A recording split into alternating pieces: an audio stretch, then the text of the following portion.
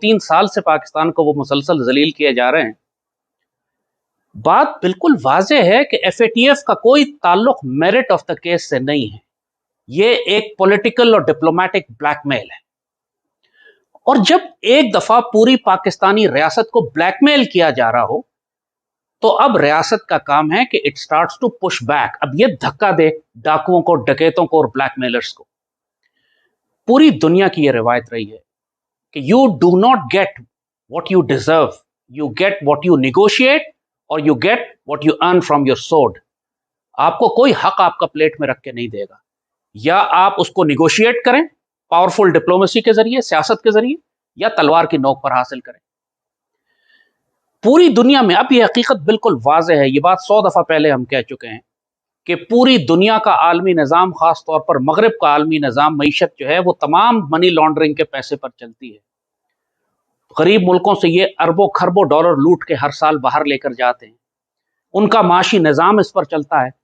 तो फिर पाकिस्तान पर कौन सी मनी लॉन्ड्रिंग के इल्जामात ये लगा रहे हैं? किस किस्म की बदमाशी पाकिस्तान पर ये कर रहे हैं? वो इसलिए कर रहे हैं कि हम बदमाशी ले रहे हैं। इसका तरीका यही होता है, देखिए, जिस तरह आपने अफगान तालिबान को देखा। अमेरिका अफगानिस्तान पर कब्जा करने के लिए आया। अफगान तालिबान ने कोई अक़वाम मुत्तहिदा से भीख नहीं मांगी, कोई एप्लीकेशन नहीं दी, कोई खत नहीं लिखे, तलवार निकाली, क्योंकि वो डिप्लोमेसी नहीं कर सकते थे, उन पर पाबंदियां थी पूरी दुनिया में, कोई उनसे बात नहीं करता था। उन्होंने तलवार की नोक पर फैसला किया। पिछले 50, 60, 70 बरस से इसराइल फलस्तीनियों को मारे जा रहा है, घरों से निकाल रहा है, बेइज्जत कर रहा है। हर किस्म का जुल्म जो हो सकता है, तंग आमद, बजंग आमद। इस दफा आपने देखा फलस्तीनियों ने भी इसराइल पर रॉकेट फायर करना जब शुरू किए, जब एक दफा दांत तोड़े इसराइल के, तो इसराइल जैसी रियासत भी घुटनों पर आ गई और फलस्तीनियों से अनकंडीशनल सरेंडर और मुआहदा किया कि जी ठीक है, आप जंगबंदी हम कर लेते हैं। और पूरे इसराइल के अंदर हुकूमत गिर गई, दहशत मच गई वहां पर। इतना खौफ तारी हुआ कि वही डेविड और गुलायत वाली बात है, दाऊद अलैहिस्सलाम और जालूत वाली बात है कि एक छोटा सा बच्चा भी बड़े बड़े जिन को गिरा लेता है अगर हिम्मत कर लेता। पाकिस्तान अल्लाह ने एक एटमी ताकत बनाया है। हमने अपनी ताकत का, अपने इस पोटेंशियल का इस्तेमाल ही नहीं किया आज तक। बात यह है कि जब ये एफएटीएफ का ब्लैकमेल अब आपके ऊपर कर रहे हैं, तो अब वक्त आ चुका है कि रियासत पाकिस्तान स्टैंड ले और कहे कि अब हम जुर्म ज़ईफ़ी के सजावार नहीं होंगे। अब हम स्टैंड लेंगे and will push back and will fight back. तुम ज्यादती कर रहे हो हमारे साथ। लोग हमसे कहते हैं कि मेरी बहुत सारी सरकारी अफसरों से बात हुई, कहते हैं जी अमेरिका एफएटीएफ हम पर पाबंदियां लगा देगा, हमारी यूरोप की एक्सपोर्ट्स बंद हो जाएंगी, हमारा 10-12 अरब डॉलर का नुकसान हो जाएगा। बात यह कि एफएटीएफ कोई अक़वाम मुत्तहिदा का इदारा नहीं है। ये यूरोपियन यूनियन का एक ब्लैकमेलिंग का एक, इन्होंने दहशतगर्दी फैलाने के लिए, जिस तरह आईएमएफ है या वर्ल्ड बैंक है, इन्होंने इदारे अपने बनाए हुए हैं जो छोटे छोटे मुल्कों पर ब्लैकमेलिंग करते हैं, दहशतगर्दी। ये इसी किस्म का एक इदारा। तो उस पर रिस्पॉन्ड कैसे करें हम? एक तो अभी तक तो रियासत पाकिस्तान सरेंडर करती आई है, जो कहते हैं हम कर रहे हैं, वो जब हम पूरा करने के करीब पहुंचते हैं वो 10 शराइत और दे देते हैं। लेकिन I think it is time now that we push them back. कैसे? लोग सवाल यही करते हैं। देखिए, ये एक दफा जब रियासत फैसला कर ले ना कि हमने मजीद जलील नहीं होना इनके हाथ, तो फिर रियासत के पास इतने वसाइल होते हैं कि 1000 तरीके निकाल सकें। एफएटीएफ के चंद मेंबरान हैं, 20, 30, 25 मेंबर होंगे। आप उनको आइसोलेट करें कि कौन कौन सा मेंबर है जो पाकिस्तान के खिलाफ वोट दे रहा और कौन से मेंबर हैं जो पाकिस्तान के खिलाफ लॉबिंग कर रहे हैं। बाज़ हैं जो ज्यादा एग्रेसिव हैं, दूसरे मुल्कों से भी कहते हैं पाकिस्तान के खिलाफ वोट दो, और बाज़ सिर्फ वोट देते हैं। हर मुल्क के साथ आपकी कोई ना कोई रिलेशनशिप है। भारत से शुरू करें तो नॉर्वे या डेनमार्क की तरफ चले जाएं तो हर मुल्क के साथ कोई ना कोई ताल्लुकात हैं आपके। एक प्रिंसिपल बना लें, दुनिया को यह ऐलान कर दें कि किसी मुल्क ने पाकिस्तान को नुकसान पहुंचाया तो हम उसको जवाबी नुकसान पहुंचाएंगे, हम उसको चोट लगाएंगे, उसकी एक कीमत है, कोई कॉन्सिक्वेंसेस हैं जो उसको पे करने पड़ेंगे। जब आप ये रेड लाइन डिफाइन कर देते हैं ना, डिक्लेयर्ड पॉलिसी, फिर हर मुल्क आपके खिलाफ काम करने से पहले 100 दफा सोचेगा। अभी आपने ऐसी कोई रेड लाइन डिफाइन नहीं की। आपने कभी किसी ऐसे मुल्क के इंटरेस्ट को नुकसान नहीं पहुंचाया जिसने आपके खिलाफ वोट दिया है और आपको माशी तौर पर वो कमजोर कर रहे हैं और आप पे पाबंदियां लगा रहे हैं और सैंक्शंस लगा रहे हैं। हमने कभी उनके खिलाफ जवाबी कार्रवाई नहीं की। एक सिंपल सी मिसाल देते हैं। अभी आप कह रहे हैं कि जी सबसे ज्यादा, खुद गवर्नमेंट ऑफ पाकिस्तान का स्टेटमेंट है कि इंडिया ने बड़ी लॉबिंग की हमारे खिलाफ एफएटीएफ में और इंडिया की साजिश नाकाम हुई और वो कोशिश कर रहा था। तो पहली बात, इंडिया को तकलीफ पहुंचाए ना। इंडिया को तकलीफ कैसे? आपने ट्रेड बंद किया हुआ है, ठीक है, आप उसको मजीद तकलीफ पहुंचाएं। उसकी एयरलाइंस आपके ऊपर से जाती हैं, आप उनको बंद कर दें। सजा तो दें भारत को। इस वक्त पूरी दुनिया में एयरलाइन इंडस्ट्री क्रैश होने के नजदीक आई हुई है। 75-80% फ्लाइट्स खत्म हो चुकी और हर एयरलाइन सर्वाइव करने की कोशिश कर रही है, कोई एक्स्ट्रा कॉस्ट बर्दाश्त नहीं कर सकती। ऐसे में जब आप इंडिया की तमाम एयरलाइंस को पाकिस्तान के ऊपर से गुजरना बंद कर देंगे तो पूरे इंडिया की एयरलाइन इंडस्ट्री क्रैश कर जाएगी। इंडिया को कुछ तो कीमत अदा करने देना, कुछ ना कुछ तो सजा लगाएं उसको। वो तमाम मुल्क जो दुनिया में आपके खिलाफ वोट देते हैं, हर एक के साथ कोई ना कोई आपका रिलेशनशिप ऐसा है कि आप उनको तंग कर सकते हैं, तकलीफ पहुंचा सकते हैं। उनके इंटरेस्ट हैं पाकिस्तान में, उनकी इन्वेस्टमेंट्स हैं पाकिस्तान में, उन पर टैक्सेस बढ़ा दें।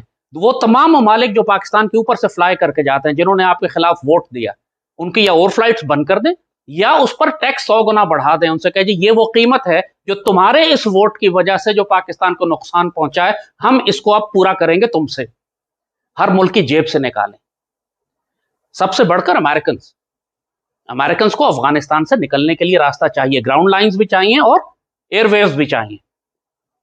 आप अमेरिकन, ये सबसे बड़े बदमाश जो बने पड़ते हैं, इनसे कहें कि तुम सारे यूरोपियन को लाइन में लगाओ, वरना कीमत तुम अदा करोगे, क्योंकि हमें नुकसान तुम्हारी वजह से हो रहा है। अमेरिकन जो भी पाकिस्तान के अंदर से गुजरता है उस पर जो टैक्स आप लगाते हैं, जो कि नहीं लगाते, हमने पिछले 20 साल से तकरीबन मुफ्त में इनको रास्ता दिया हुआ है, उस पर हजारों लाखों करोड़ों अरबों डॉलर इनसे मजीद चार्ज करना शुरू कर दें। एयर पैसेज बंद कर दें 1 महीने के लिए कि जी आप अफगानिस्तान से नहीं निकल, तुम हमें FATF में रखो, हम तुम्हें अफगानिस्तान के अंदर रखेंगे, निकलने नहीं देंगे। वो कुछ भी नहीं कर सकते आपका। लोग कहते हैं अमेरिका क्या कर देगा, कुछ नहीं कर सकता वो आपका। जब सलाला वाकया हुआ था तो सलाला के बाद हमने 8 महीने तक नेटो की सप्लाई लाइन पाकिस्तान में बंद रखी थी। अमेरिका ने क्या कर लिया, जैकोबाद का हवाई अड्डा हमने 1 दिन में खाली करवाया था। अमेरिका ने क्या कर लिया आपका, जब उन्होंने यह देखा कि पूरी रियासत नाराज है इस वक्त, पूरी रियासत, फौज, कौम, मीडिया, हुकूमत, सियासतदान सब इस वक्त गुस्से में है सलाला के वाकये के बाद, अमेरिकन पीछे हट गए। 8 महीने तक हमने उनकी सप्लाई लाइन बंद रखी। अमेरिकन फौजी अफगानिस्तान में उनके पैम्पर खत्म हो गए थे, वो अपनी पतलूनों में हग रहे थे क्योंकि उनके पास पैम्पर्स नहीं थे पहनने के लिए, क्योंकि सप्लाई लाइन हमने रोकी हुई थी। वो अपने पैम्पर नहीं खुलवा सके पाकिस्तान से। 8 महीने के बाद खामोशी से हुकूमत ने पीछे पीछे फैसला किया और सप्लाई लाइन खुल गई, लेकिन 8 महीने हमने जलील किया उनको। जैकोबाद का अड्डा उस वक्त खाली कराया गया था, अमेरिका चू नहीं कर सका उसको। पाकिस्तान कमजोर नहीं है। जैसे हमने कहा कि हमारी जो एक्सपोर्ट्स हैं वो हमें ब्लैकमेल करते हैं हमारी टेक्सटाइल एक्सपोर्ट्स के ऊपर, जो हम यूरोप भेजते हैं। उसका तरीका, उसका ऑल्टरनेट भी मौजूद है हमारे पास, और ये सबसे ताकतवर हथियार है। हम ये नहीं कह रहे कि आप उनको कहें कि हम तुम पे एटम बम मारेंगे, लेकिन पाकिस्तान के पास जो सबसे पावरफुल एक्सपोर्ट है, जो हम कर सकते हैं, जिससे पूरे यूरोप और अमेरिका और इसराइल और इंडिया की जान निकल जाएगी, कि आप कहें कि ठीक है तुमने हमें FATF में डाला हुआ है, हमें माशी नुकसान पहुंचा रहे हो, अब हमारे पास कोई ऑप्शन नहीं है सिवाय इसके कि हम अपनी टेक्नोलॉजी एक्सपोर्ट करें, और अब हम अपनी न्यूक्लियर टेक्नोलॉजी एक्सपोर्ट करेंगे। दुनिया का जो मुल्क पाकिस्तान से न्यूक्लियर टेक्नोलॉजी लेना चाहता है, चाहे यूरेनियम प्रोसेसिंग हो, यूरेनियम एनरिचमेंट हो, चाहे सेंट्रीफ्यूगल टेक्नोलॉजी हो, चाहे उसको वेपनाइज करने की टेक्नोलॉजी हो, चाहे weapon delivery, nuclear delivery systems हो, मिसाइल प्रोग्राम हो, हम ये सब एक्सपोर्ट करेंगे। हत्ता कि हम वॉरहेड्स भी बेचने को तैयार हैं। दुनिया का कोई मुल्क, तुर्की, ईरान, कतर, कुवैत, कोई मुसलमान मुल्क या कोई और मुल्क, क्यूबा, अगर पाकिस्तान से वॉरहेड खरीदना चाहता है तो हम वॉरहेड भी फरोख्त करेंगे। पाकिस्तान ने NPT साइन नहीं किया हुआ है, हम न्यूक्लियर प्रोलिफरेशन ट्रीटी के मेंबर नहीं है, तो दुनिया की कोई ताकत हमें न्यूक्लियर टेक्नोलॉजी एक्सपोर्ट करने से नहीं रोक सकती। आप थ्रेट तो करें ना, आप ब्लैकमेल तो करें ना, काउंटर ब्लैकमेल तो करें। इनकी जान निकल जाएगी जिस दिन आपने ये कहा कि हम न्यूक्लियर टेक्नोलॉजी अब एक्सपोर्ट करेंगे पाकिस्तान को अपने इकोनॉमिक रिकवरी के लिए, क्योंकि तुम लोगों ने जालिमाना हम पर पाबंदियां लगाई हुई हैं। Enough is enough, we are go. तुम हम पे धमकियां देते हो कि हमारी टेक्सटाइल की एक्सपोर्ट रोकोगे, अब हम न्यूक्लियर टेक्नोलॉजी एक्सपोर्ट करेंगे। अब हम JF-17 एक्सपोर्ट कर रहे हैं ना दुनिया में, नाइजीरिया ने भी खरीदे हैं, दूसरे मुल्कों ने भी खरीदे हैं, ले रहे हैं और भी। जब हम वो एक्सपोर्ट कर सकते हैं तो हम अपना न्यूक्लियर और मिसाइल प्रोग्राम क्यों नहीं एक्सपोर्ट कर सकते? हमारा बना हुआ है, हमारा, किसी के बाप का नहीं है, कोई रोक नहीं सकता हमें। रियासत फैसला करे और ऐलान कर दे कि we are going to do it. आपको पूरी दुनिया से ये अरबों खरबों डॉलर ला के देंगे कि खुदा के वास्ते न्यूक्लियर टेक्नोलॉजी एक्सपोर्ट ना करना, ये सारी पाबंदियां हटाएंगे आपके ऊपर से, भीख मांगते हुए आएंगे, इन्वेस्टमेंट्स पाकिस्तान में लाएंगे। आप जरा जुर्रत का मुजाहरा तो करें, थोड़ा स्टैंड लें। ईरान पे जब भी पाबंदियां लगाने की बात करते हैं, ईरान काउंटर थ्रेट करता है कि मैं गल्फ ऑफ हॉर्मुज बंद कर दूंगा, गल्फ बंद कर दूंगा। पूरी दुनिया की सांस बंद हो जाती है, क्योंकि जो गल्फ से ट्रेडिंग हो रही है, ऑयल सप्लाईज हैं चाइना से लेकर अफ्रीका तक, हर मुल्क की, यूरोप तक, हर मुल्क के जो ऑयल यहां से जाता है उनकी सांस बंद हो जाती है। वो खुद थाने आते हैं बीच में, क्यों आज तक ईरान के साथ इनका ये जंग बजा तक खुद नहीं हुई? उनको खौफ यही लगा हुआ है कि गल्फ बंद हो गई, ईरान के साथ जंग, और ईरान अपनी उस ज्योग्राफी को पावरफुली इस्तेमाल करता है। हम भी कर सकते हैं जैसे हमने कहा, लेकिन करने वाले लोग हो, जिगरा हो, दिल हो, जिगर हो, हिम्मत हो, गैरत हो, एक दफा डिसीजन ले लें कि वो मजीद जलील नहीं होंगे इनके हाथ। 100 तरीके निकाले जा सकते हैं। कोई ऐसा नहीं होगा कि हम इनकार करेंगे तो ये हम पर एटमी हमला कर देंगे। किसी का बाप नहीं कर सकता इस तरह। यही आपके एटमी हथियार जो है, डेटरेंस है आपका, सिर्फ इंडिया के खिलाफ नहीं है, ये इसराइल और अमेरिकन के खिलाफ भी हैं। इसीलिए प्राइम मिनिस्टर को हमने ये तंबीह की थी कि ये ना कहें कि कश्मीर का मसला हल हो गया तो हम एटमी हथियार फारग कर देंगे। इसी एटमी हथियार और इसकी टेक्नोलॉजी की वजह से पूरी दुनिया इज्जत करती है आपकी, और इसी को फिर आप, अगर वो आपको ब्लैकमेल कर रहे हैं, फिर आप काउंटर ब्लैकमेल करें इसके जरिए। अफ्रीका की मार्केट्स तलाश करें अपनी टेक्सटाइल्स के लिए, फार ईस्ट की मार्केट देखें, टेक्सटाइल आपकी हर जगह बिक जाएगी।